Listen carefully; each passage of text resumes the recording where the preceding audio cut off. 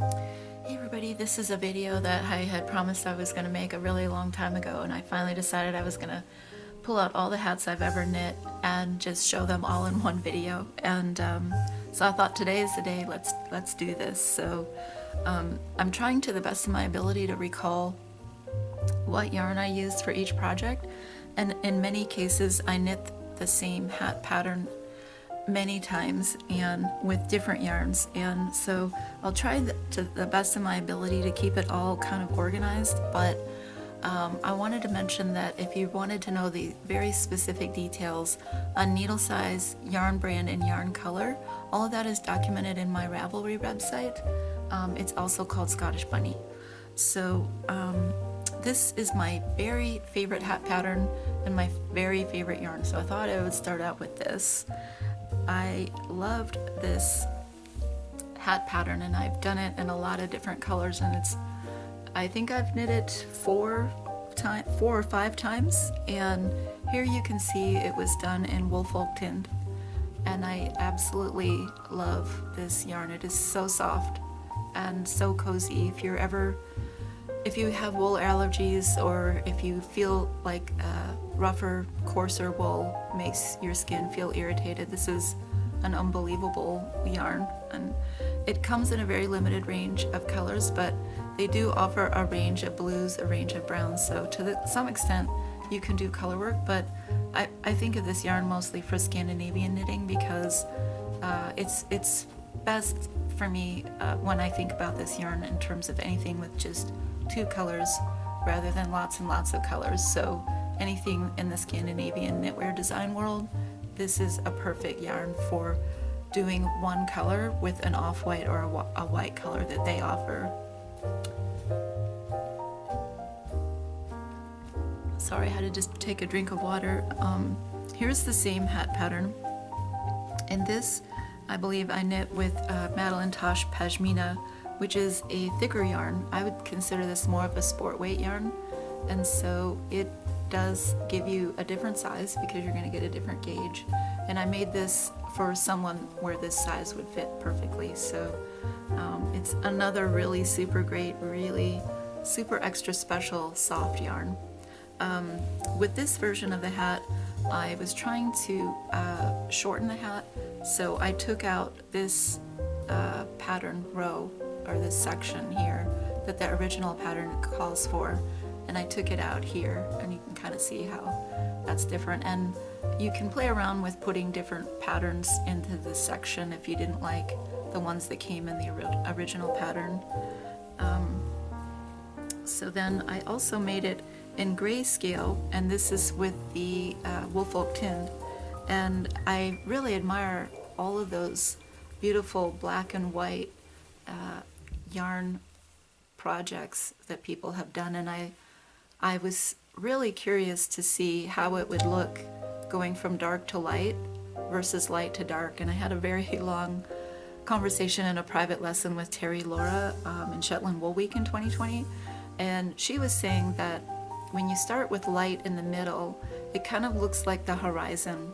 And she showed me a lot of photos from the Shetland Islands, and starting out with a very light color in the middle kind of makes it look like this is the horizon line for a landscape scene, and then everything kind of radiates out from that. And you can see in my case it almost looks like, because I started with the darkest color in the middle, it reminds me of like a snowstorm where everything gets very misty and fuzzy as you work your way out. So I was kind of experimenting with that when I was working on this pattern, because I was doing it over and over again. I thought, well, let's experiment with different ways to use the yarn. So in this case, I went for a gradient, and in this case, no gradient at all, and it just stuck with the same two colors here and here. So some things that I've been goofing around with. And then I made this hat one more time in this lovely color. I noticed in Scandinavia a lot of people do this red color around Christmas, and I was kind of feeling like it would be super fun to do some Christmas knitting. There's a tradition there where people do knitting throughout Advent, and all their Christmas knitting gets done for gift giving, and it's becomes really big on social media, and I just one year I thought it would be fun to just kind of participate in that, and I had always ever thought of knitting before then as just something you would do for like a Christmas stocking, but nothing you would just wear for the holidays for yourself in Christmas colors. So I just had a lot of fun. I can't say enough good things about the Madeline Tosh Pashmina. Even though the original owners sold the firm a couple years ago, and I did feel that they were off to a rocky start, the new ownership with the dyeing. I bought one skein after the new ownership took over, and I was really, really disappointed, but the base seemed to be the same. But I did get discouraged enough to stop buying this yarn. I did buy another skein in 2020 that I've been doing for a crochet project, and I was happy with the color, and the base was the same. So it's a little tricky buying yarn online, but I really do love the Madeline Tosh Pashmina. It's not quite fingering weight, it's more sport weight, and so you have to work with your needle to try to get it to give you the gauge that you need, because whenever I use the Pashmina, I'm always just getting a much bigger size, and so for me this would be too big for me, but for someone else in my family it would fit perfectly. So I just try to think about it in that way. Here's another hat pattern that I had fun working with the Madeline Tosh Pashmina, and I thought this little repeat was just perfect at the time that I was working on it, because I just needed something that was low-key. I was going through kind of a stressful period in my life, and even though I tend to shy away from simple pattern repeats because they get monotonous and I get a little frustrated, I actually really appreciated this pattern at that time, and you can see how fun the crown is. I'm always attracted to patterns that have crowns that just do this kind of design where it's just so unique and different, and it is mind-blowing. The most fascinating part of doing these hats are the crowns, because it really makes you have to think, how on earth did they figure this out in order to get this repeat to go up this column, and these little white stitches here are the decreases. So and I've always struggled to get my top perfect, and I have to tell you, when you go to the top, this is one of the best hats I've ever done in terms of knitting my way up to the top, but you just have to take it really slow and easy and carefully work with your double pointed needles so your stitches don't get stretched out. So in my mind, I give myself an A grade for the top on that one. So I did this again with the Madeline Tosh Pashmina in red, and they just have a lot of really beautiful red colors, and you can see the top here, and I had so much patience carefully working my way up to the top with my double pointed needles. I always use Signature needle art needles. I don't really think any other brand comes close, and so I used to be a really big fan of the Holzenstein double pointed needles and just tried to collect all the different sizes, but once the Signature needle art needles came around, I just switched completely over to them, and that's all I ever use. So super soft hat, and a really fun project to work on. And I just wanted to mention real quick with this Pashmina, it's not a solid color. I don't know if you can see in the camera, but there's a tonal range in their colors. Even if it only looks like one color, there's a tonal range in there. And so it has a really fun way of playing with the light. I just don't think it shows up on the camera that well. So here is another hat that, so now I'm starting to get into some of the hats that I knit throughout the quarantine period of the pandemic. This is with the Woolfolk tin, and this is where I started wanting to get more interested in how to design my own hat, because after you knit so many, you can see that there is a common process that they all share in common. Sorry, I have to just drink a little bit of water. So I shared a separate video on this hat, and I really wanted to expand my horizon with the Woolfolk tin colors and I just decided to get brave and order this color, and I didn't like it in the end. I'll have to be honest. It feels like a cherry tomato red. I don't know what this color is trying to be, but I don't like it. But there's nice contrast there. And so what I did was I took a Marie Wallin sweater pattern, because I didn't think I'd ever have the patience to do the whole sweater. I was like, that's not gonna happen for me. And so I just I bought her pattern, and I looked at the charts, and I figured out which charts I could use that had a pattern repeat that would fit into the circumference of my hat perfectly, and this is what I settled with. And then for the crown, there was another hat called the Roadside Beanie Hat from Shetland Wool Week, and I'd always been very fascinated by that crown, and I love the way these crowns come out on top. It's just, for me, all the excitement is when you get to the crown. It's sort of like doing gymnastics with your fingers, and it is really stimulating to your mind, because you kind of have to get inside the head of the designer and figure out how did they chart this out so that it turns out like this in the finished end result. So I had a lot of fun with that, and I thought, well, I think I could easily just start looking at all the charted designs in my book collection and find one that I like and just design my own hat, because all of these hats really have very, very basic, similar construction in them, except for a few that really stand out as unique and different to me. So another Woolfolk Tinned hat, super soft and cozy. I've never worn this. I've never sewn the leftover yarn into the inside, and I feel very guilty about that, but for me it was mostly just good therapy to work on to keep my mind busy while the pandemic was causing a lot of uncertainty, and we were all at home and being asked to stay at home before we really understood what was going on. So I really enjoyed working on that hat. So you can tell I really love the Woolfolk Tinned, and I really love the Madelinetosh Pashmina, and these are my absolute favorite hats. Let's see, I'm gonna show you a couple other hats. So when the stay-at-home orders began, about a month in, Meg Swanson from Schoolhouse Press sent me an email, and I was unbelievably surprised.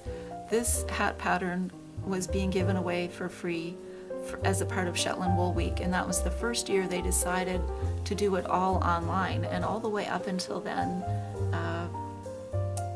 you had to be able to afford to take a vacation to the Shetland Islands and pay for a lot of classes, and that excludes a lot of people. It's not a lot of people can do that every year. Some people do, but most people don't. And I really love that they opened up the classes so it gave more people an opportunity to make the learning part of that festival much more accessible without having to spend a fortune going over there to travel. So I'm sorry, I'm just going to have to pause and drink some water here.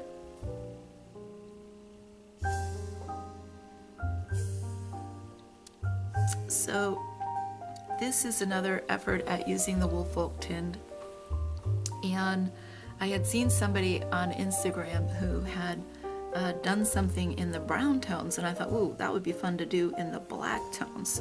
So with the Madelinetosh Pashmina, where you can see this gradient, this is the Woolfolk Tinned with a gradient of the gray tones. And then over here, all from Woolfolk Tinned, where I use a lot more of the darker colors. So I think you can see this is medium. Here's one gray, here's another gray, and here's another gray. So it's 3 grays here. And here's a gray and a white and a black. So I love the Katie's Cap hat so much. I had a little video that I put out on a little tip on how to handle the area between the flowers, and Wilma Malcolmson is the designer, and she is so special, and her granddaughter is Terry Laura, and I've taken some group lessons with Terry and some private lessons from Terry, and they really inspired me to really want to design my own hat. But before I started thinking in those terms, I was so stressed. In March and April of 2020, all I could think of is just keep knitting this Katie's cap hat. So I think I made 5 or 6 of them, and I've never done that in my life, and I would have never thought in my wildest imagination that I would end up making the same hat pattern 5 or 6 times, because that is so not me. But it was so pretty and so feminine, and I just loved it a lot. And I was like, wow, I was so grateful that timing. So here's the same thing here, and I was kind of trying to do the inverse, where I was doing the background in white and the foreground in the darker colors. And in the end, I love the way it pops better with black in the background rather than white in the background. But I think it maybe depends on what you're wearing, how you wanna how you want to coordinate this as an accessory with the outfit that you have on. So this is kind of light and soft and subtle, and most of what appears is this area here. This is going to hit your forehead, and then this never really shows at all, sadly, unless maybe you're skiing and people can see you in different poses on the ski slopes, I guess. But I love this crown, and Wilma designs a lot of her crowns with that, let's see, 6-pointed star. And once you look at the chart, it makes a lot of sense.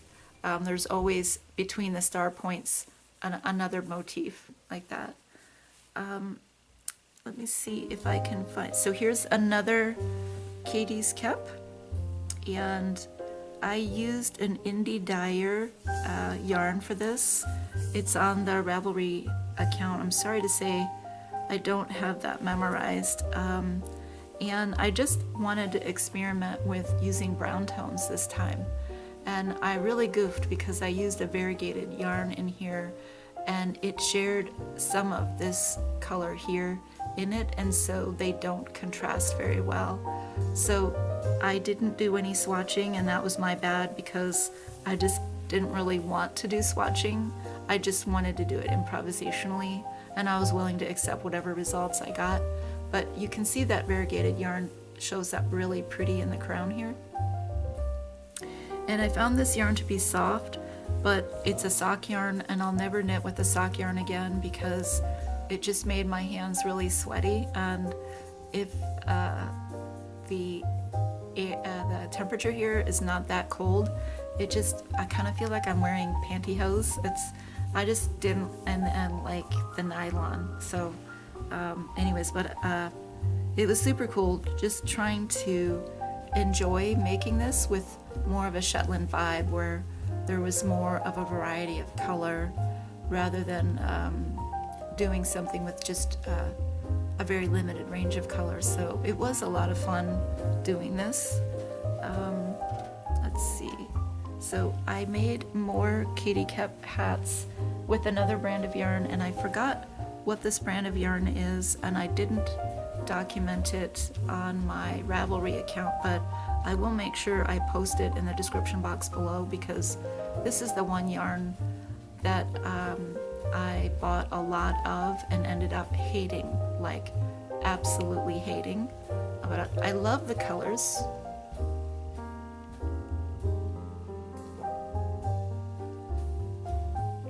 So sorry, I had to drink a lot of water there. I really love the colors, and when I shared this on my Instagram account, people gave me a lot of likes, and I think they loved these colors. I love the colors too. But I felt like this yarn was so stringy, and I just couldn't get it to look nice. I called the US distributor, and they told me that this yarn was not formulated for doing colorwork knitting, and so it was never, the yarn color range was never intended for colorwork knitting. And I wish I had known that before I bought all the different colors, because I ordered a lot of this yarn, and I'm kind of feeling like I'm stuck with a lot of this yarn. But I never really liked the way it knit up. It's very thin yarn, and it feels stringy to me, and one of the things I thought was, okay, I never found the perfect yarn needle combination. A lot of times when you're doing Fair Isle, if it's a really slippery yarn, you need a needle that has more friction, and your knitting will look better. Or if you're using a very coarse yarn, you want a needle that has less friction. And I tried everything, and nothing was working for me. So here I tried it again, and I was trying to experiment with the colors to see what colors I could get to work well together. And I was working with colors on the opposite end of the color wheel, and ultimately I didn't like this purple green combination, so it just kind of felt like this was in my failure pile. I like the crown. I think the crown was pretty. And then I did it in once again tried another color combination, and this is where me and Terry were she was critiquing my color choices, and what she said is, it looks like you made two different hats, and you have all of this section looks great, and this section, she said, looks great, but in combination this is kind of dominating and this is kind of being overpowered. And so we had a lot of talking about how to keep in mind how the different sections of the hat need to have a more harmonious look with the color. And so I just learned a lot from her feedback to me, and I really appreciate that a lot. And here's what the crown looks like there. In terms of knitting, I don't know if you guys can see on the camera, but I just had a lot of wonky stitches, and I was never able to feel satisfied with the way my knitting looked on this hat. I think by the time I got to this section it started looking better, but anyways, I am stuck with a lot of this yarn that I don't really like too much. So I have a couple of hats here that I made with a new yarn brand that I wanted to experiment with. It's called Kama Rose Yaku, and everybody was saying it was super soft, and that's just what I had been dreaming of, is a super soft yarn which comes in a fairly good range of colors. And I can definitely say it is nice and soft, and it's very affordable. And this is what the crown looks like on top here. And this is, believe it or not, an M letter, which I think was really cool. Sort of like a logo or a monogram. And then you have this beautiful snowflake with the M. And this also reminded me of like a monogram type inspired motif. And so the M's are staggered, so you see it here and then here. So I thought, what a cleverly designed hat. I've made a second one with the Kama Rose Yaku yarn in blue tones, so that it's not, this was just a 2-color version, and then I tried to do another version where I think I incorporated 3 different blues, but I haven't finished the crown yet. So the one bummer about this hat is that once you wear it, it kind of looks like it stretches out over the head, and it's not necessarily obvious that that is an M. It looks more like an H to me. I'm not sure if anybody's going to say, oh, M, I wonder what that M stands for. So anyways, this is where I was really thinking about Christmas and wanting to do things in Christmas colors, and so I did that during quarantine, and that was super fun. Haven't worn this hat yet. And then I decided to try what was one of their pinker colors, and I don't really like this color at all, but the lady that designed this hat actually has a sweater to coordinate with this, and I was just fascinated by her design, and I thought it would have been fun to just knit that. And this was part of my stay-at-home knitting period from 2020, and the crown kind of goes like that, and it's super cool. Such a shame that the crown doesn't really show up when you wear them.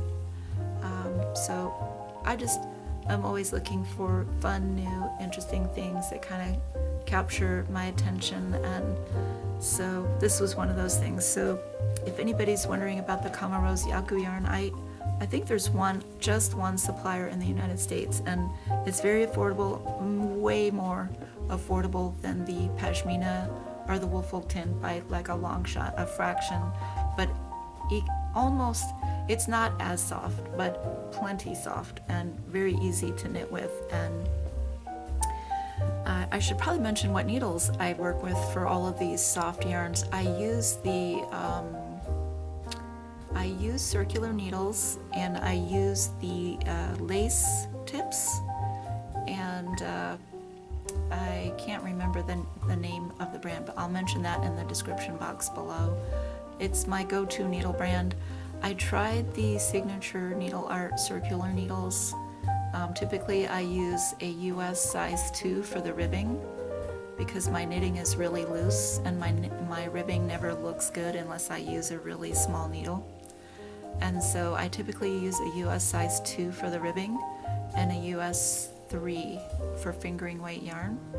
And so I ordered the Signature Needle Art 16-inch circular US size 3, and the cable keeps coming undone from the needle, and after I knit like 50 stitches, it's undone, and then I have to keep rewinding it, and they have given me 2 replacements, and neither replacement fixed the problem. So I gave up, and I feel like it's such a shame because I love their double pointed needles so much, and if I felt I had confidence in their circular needles, I would buy all of the sizes, and because I think those needles give me the best knitting results, but I don't know what it is about their cable, but it just doesn't want to stay attached to the needle. Maybe other people out there have had different experiences, but I haven't been able to get mine to ever get resolved.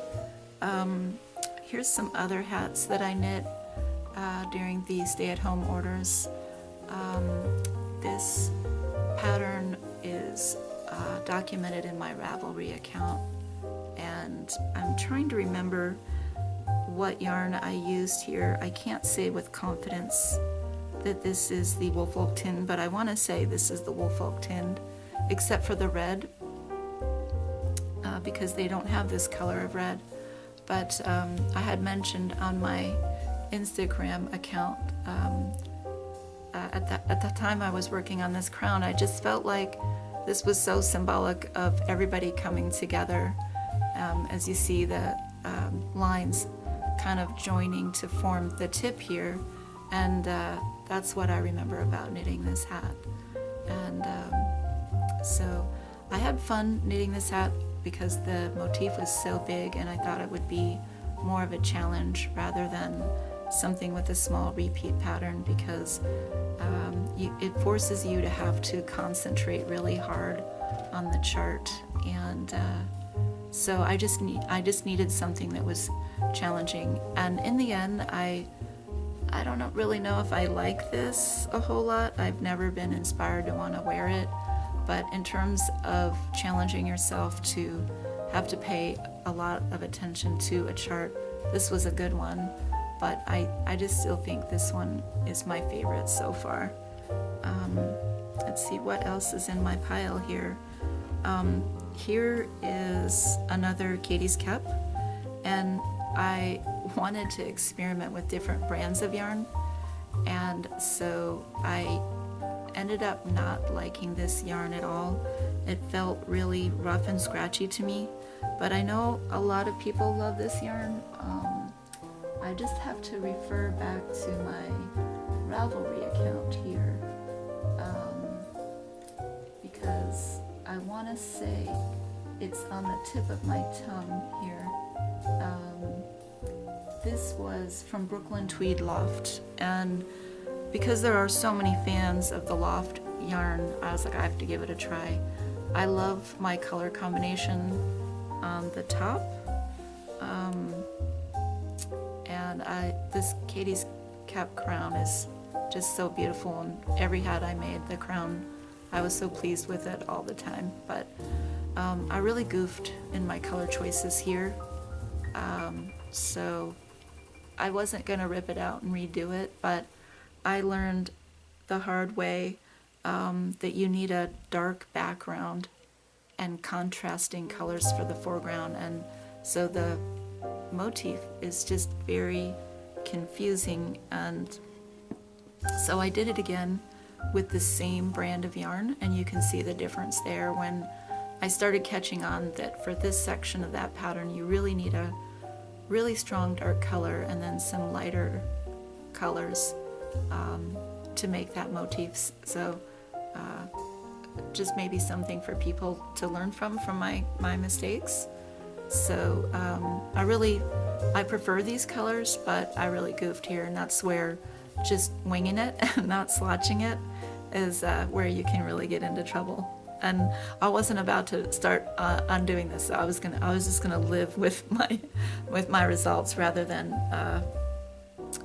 trying to rip it out and redo it, because I just wasn't in a place where I was up to doing that. So unfortunately I can't say that I love the loft yarn, but I know there's tons of fans out there. It doesn't have a lot of drape, and so if you were to knit a whole sweater out of this, to me it would feel like it would just not really rest on your body. It would just kind of, do you see, it can kind of just, it is so stiff that it will just kind of stand up on its own. There's just no drape there, whereas with the Woolfolk tin, there's so much drape here, it's not going to be able to stand up on its own, and that's a big difference. So anyways, I do love the brown tones. So if anybody was wondering, gosh, I've got this shade chart from Brooklyn Tweed, and I'm not sure what browns work together. I was really happy with my color selection on this. So if anybody wants to use my colors as reference, it's in my Ravelry account. It's all documented in there. And that crown is super cool. I love that crown.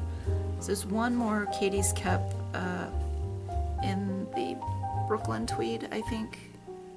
Yeah, and I can just feel it. I can just feel it. I don't like this yarn. It's too rough for me. But I was trying to experiment with different colors, and this was my least favorite of the Brooklyn Tweed versions of this Katie's Cup that I made. And this is where I really didn't have a nice strong background for that motif to show up, and even the little flowers didn't show up that well. So, but you know, gosh, if I ever went anywhere, if I ever had to live in a cold weather climate, it's definitely, I mean, I'm not going to be picky about trying to stay warm. I'd be more than happy to make sure that I keep that and make sure that I'm able to stay warm. And that would be the key thing, more than how pretty it looks.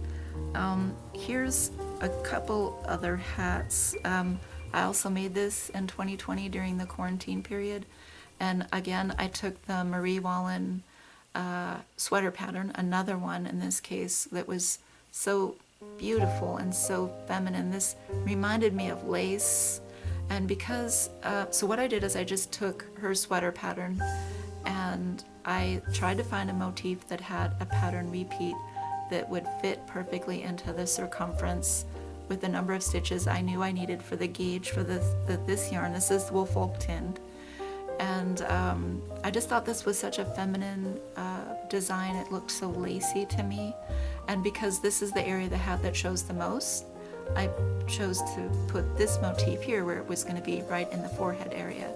And then I used this part of the sweater where she has this around the neckline. And I thought, oh, how cute. It would almost look like a pendant from a necklace hanging on the top here. And in another area of the sweater, she has the full motif. This is just a half of it. And I just thought, well, why don't I try doing this on the hat? And I just thought, gosh, that came out so elegant and so beautiful. The only downside is that I miscalculated and this hat is too short, so it doesn't quite cover the tip of my ears. And then here I took the crown from Katie's cap, and I did a mashup. And so it's so simple. If you see any sweater pattern that you really love, but you're not really able to do a whole sweater, you can just take the motifs, put it into a hat, and find the crown from another hat. As long as the number of stitches works, you can mix and match. So that's when I really started catching on that anybody should be able to design their own hat. The construction is so similar across all of the patterns that I've seen so far. I love this gold tone with the wool folk tinned. I see a lot of people in the Scandinavian knitwear and knitting community on Instagram working with this color in the November fall time of year, and it's a little bit shiny because actually I don't quite know how to explain why, but in this case with the gold in particular, it just has a bit of a shiny look. I don't know if that bothers some people. The gold in particular just came out a bit shiny. You know how silk can be a little shiny? It just kind of has a bit of a sheen to it. But this is one of my most favorite hats that I knit, and I really had a tremendous sense of accomplishment after I made this. And it was getting towards the end of the winter, and I was kind of running out of knitting season, and it was getting a bit too hot to keep doing this. But anyways, I guess I should stop talking about that.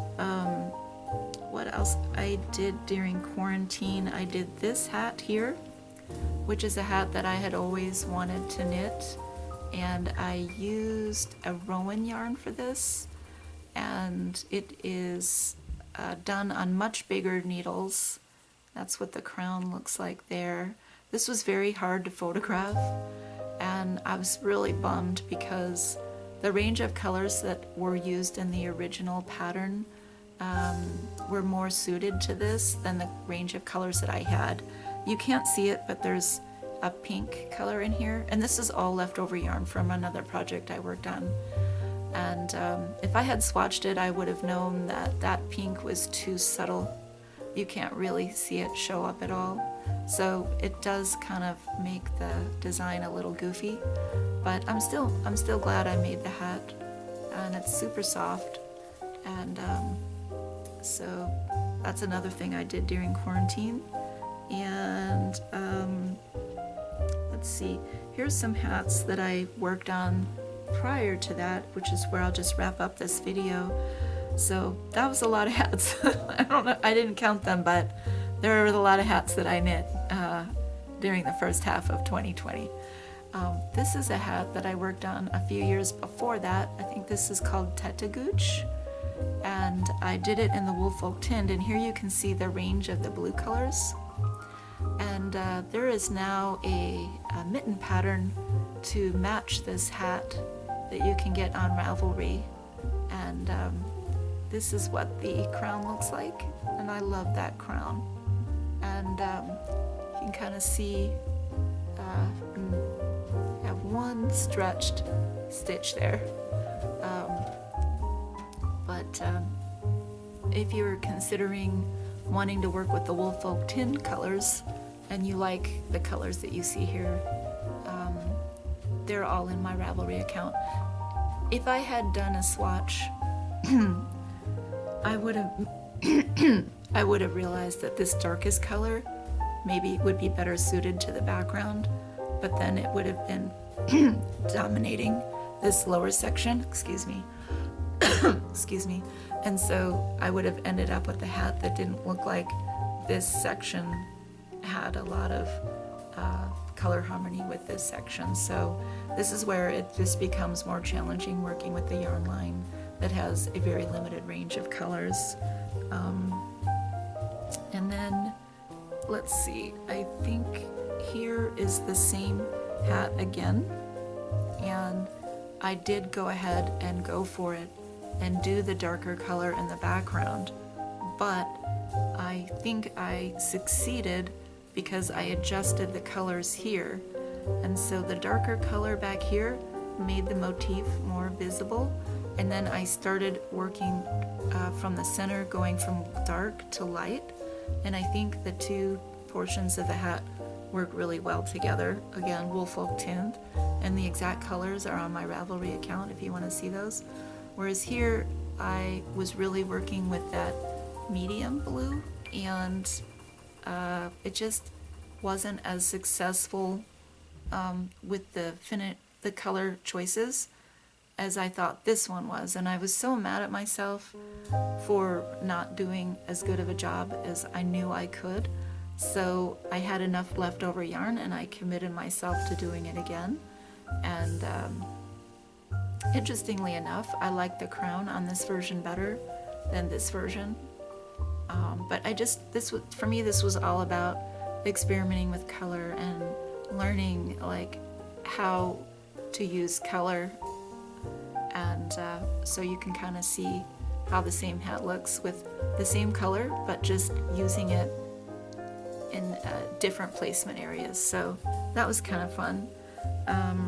And then I have this hat here where the designer was kind enough to give me the pattern. It had been taken off Ravelry, and I was so interested in wanting to do this, and I'm not even sure if I did it correctly because the pattern was really hard to figure out, and I just kind of had to wing it on my own. It was supposed to be done with a lot more colors than I used, and I took a lot of detailed notes, so if I ever wanted to do this again, I could do it, and it was one of the more complex hat patterns I've ever worked on, and it's in my Ravelry account if you want to see, but it was done with the wool folk tin, and it was supposed to be for a tam, not a beanie, and so it's supposed to have a lot of extra width, and I never blocked it so that the tam would kind of form that shape that it's supposed to have, where it kind of slouches over on one side. And after doing this, what I realized is if you do a tam pattern with really soft yarn, it's going to be really hard to get it to block and form a shape where it sits on your head. So in this case, the Brooklyn Tweed Loft yarn would be a better choice if you really wanted to do a tam, because it's stiff and you could block it into shape and it will sit on your head and create that very specific tam look. So that's what I learned from knitting this hat. And then there's two more hats that I knit, the three more hats that I knit before the pandemic began. I think these were done in the winter of 2018.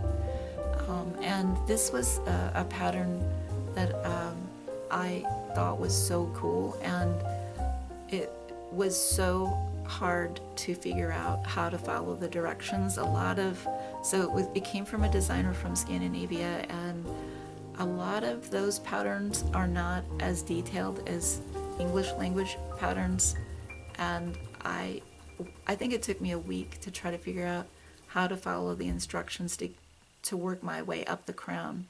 And it was definitely a mind bender, but I figured it out, and so something to be proud of. And this is where I was saying in my last video, sometimes when the hats are made in big wedges like this, it doesn't exactly fit on the head, and because it's not a round shape, it does come to a point here, and I don't know if that could be eliminated through blocking, but it's just the most stunningly beautiful motif all over design that I've ever come across in any hat pattern, so cleverly developed, and the designer is just absolutely mind-blowing. And I used Rama yarn for this, and it surprised me at how soft it was. I was expecting it to be pretty scratchy, and so the exact yarn, let me see if I can look that up on my Ravelry account.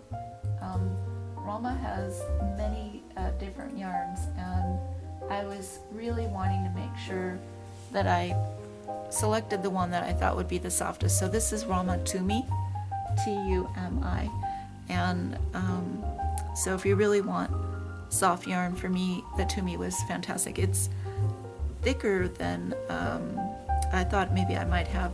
It looks like I weaved in all my ends, if you want to see the inside here. So the yarn, I feel, is not fingering weight. It may be labeled as fingering weight in the United States, but I would not call this fingering weight yarn. So that's just kind of something to think about when you are considering different yarns. Just doing your own swatch and making sure that it's going to give you the gauge you're looking for. So in terms of all the Rama yarns, for me the Tumi yarn was really super awesome. It just was a bit heavier, so something to think about. And then I made this with Madeline Tosh. Whoa, wow, what just happened there? A lot of, oh my goodness. There's, believe it or not, there's a lot of pigment from the yarn that looks like dust on my table that just came out of this hat. So this is the Madeline Tosh Pashmina Light, and it's a little bit too light to be called fingering weight yarn, and so I ended up with a very small hat. And so after using this yarn, I swore I would never use Madeline Tosh Pashmina Light for any pattern that called for fingering weight yarn, but the color is so spectacular.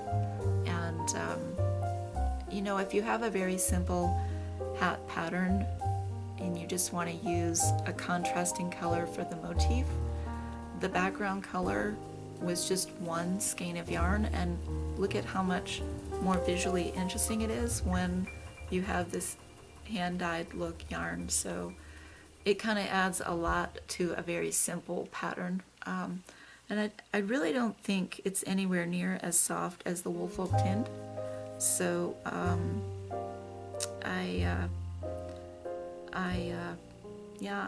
love the beauty of their hand-dyed yarns, but it was just, the Merino Light was just a bit too thin, and the Madeline Tosh Pashmina is a bit too thick. But you can kind of find a way to work your yarn with different needles.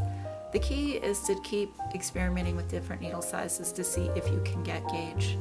And if you can't get gauge, then you can't really use the yarn. Otherwise, it'll be too small or too big. There's plenty of people that have knit things and then just had to give them away because even if you do a gauge swatch, you may not end up getting gauge on your project, and you just kind of live with it and be happy with what you did, and just be prepared to give it to someone who the item can fit. So that is a hat that I did. This is one of the first Fair Isle hats that I worked on. And then there's one more, and I'm just gonna toss that one on the ground because now there's yarn dust everywhere. I've never seen that happen before. This was also done in Madeline Tosh Pashmina Light. And one more thing to say about this. This is the same hat pattern as this one here. And it just came out so tiny because of the different gauge of the yarn. And the final thought I wanted to say about trying to get your gauge to work by adjusting your needle size, at some point the knitted fabric isn't going to look good. Even if you get gauge, the fabric may not be looking nice because maybe the needle is just too big for how thin your yarn is. So it's just one of those things in the knitting, with knitting as a hobby, is that's my biggest frustration point. But anyways, this is the last hat. It's too small for anybody in our family, and I've just kind of held on to it, and I love this pattern so much that it was such a pleasure to knit with. So I promised to do this 2 years ago, and I finally got around to making this video, and I got a very lovely request from somebody to do a video on how to design your own hat that I had promised to do in 2020. So my goal is to do that next, and I'll stop for now. I hope everybody's having a very safe, enjoyable weekend. It's cloudy, looks like it's gonna rain here, and I'm running out of batteries. So I'll stop for now, and I'll reconnect with you guys on the next one.